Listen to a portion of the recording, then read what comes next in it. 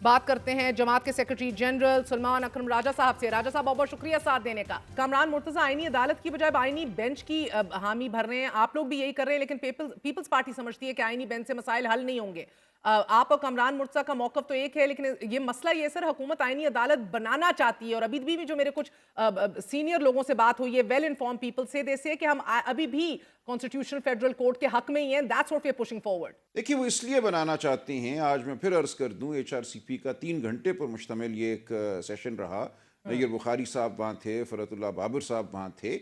एक लफ्ज़ नहीं वो कह सके आईनी अदालत के हक में। देखिए, हमने ये कहा कि अगर आप ये कहते हैं कि बहुत मुकदमात का बोझ है, जो कि नहीं है, गलत हैं, वो आदाद व शुमार भी गलत हैं, आईनी मुकदमात की वजह से दीगर जो मुकदमात हैं आम साइलिन के, वो नहीं चलते, तो इसका हल तो इंडिया में बहुत सालों से उन्होंने यही ढूंढा कि उन्होंने एक मुस्तकिल आईनी बेंच बना दिया, वहाँ पे आईनी नौयत के या सियासी नौयत के मुकदमात चले जाते हैं, बाकी जो आइली मुकदमात हैं, फौजदारी हैं, दीवानी हैं, वो चलते रहते हैं। तो आप भी ये कर दीजिए, 17 जज एक तरफ बिठा दीजिए, 5 जजों पर मुश्तमिल एक आईनी बेंच बना दीजिए और मामला हल हो गया।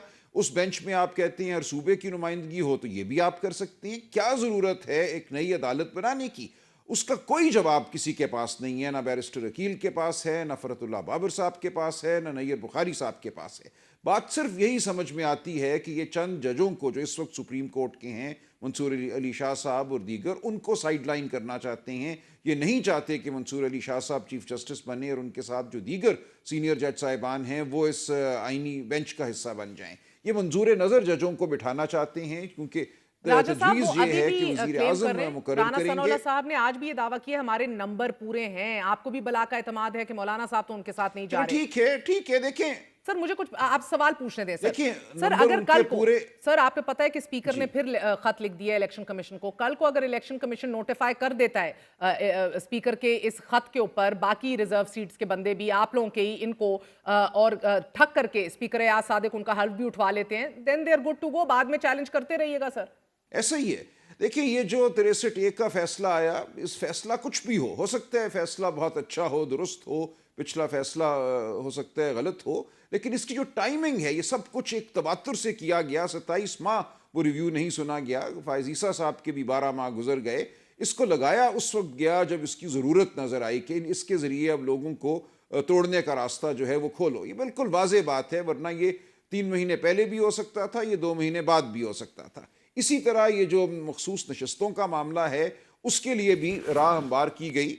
पहले जो है बल्ला हमसे छीना गया, बल्ला छीनने की वजह से ये सारी सूरत हाल पैदा हुई कि पीटीआई के जो उम्मीदवार हैं वो आज़ाद हैं और आज़ाद को अब मखसूस नशस्तें नहीं मिलेंगी। तो ये शुरू दिन से एक मंसूबा नज़र आता है कि किसी न किसी तरीके से 2/3 अक्सरियत पैदा करनी थी ताकि आईनी तरामीम हो। राजा साहब, पाकिस्तान बार काउंसिल ने काजी फायज ईसा साहब के लिए एक फेयरवेल डिनर भी अनाउंस कर दिया है। डज दैट मीन काजी साहब इज गोइंग फॉर शो, या अभी भी नहीं कह सकते आप ये? नहीं, नहीं है, अभी कुछ नहीं कह सकते जी। देखिए, आखिरी दिन तक ये कोशिश है। ज़ाहिर है काजी साहब इस पूरे निज़ाम जो पिछले 12-13 महीने का है उसके एक कलीदी सुतून की हैसियत से रहे हैं। जिस तरह उन्होंने इलेक्शन के मामलात को आगे नहीं बढ़ने दिया, हमारी इलेक्शन की पिटिशनें थी, पंजाब में स्टे किए रखा, उसके बाद इजाज़त दे दी इलेक्शन कमीशन को अपनी मर्ज़ी के जज मुतय्यन करने की। इंतजार पंचोता बिल्कुल कुछ पता नहीं लगा। अब 3 दिन होने को आए हैं, नहीं पता जी, वो अगवाशुदा हैं और बिल्कुल हमें नज़र आ रहा है कि किसने उनको अगवा किया। लेकिन ये एक जो खेल खेला जाता है, क्या कि लोग कहते हैं हमें कुछ नहीं पता, हम ढूंढ रहे हैं, कोई क्या ढूंढ रहा है, हर एक को पता है कि वो कहाँ हैं, किसकी हिरासत में हैं, अगवाशुदा हैं।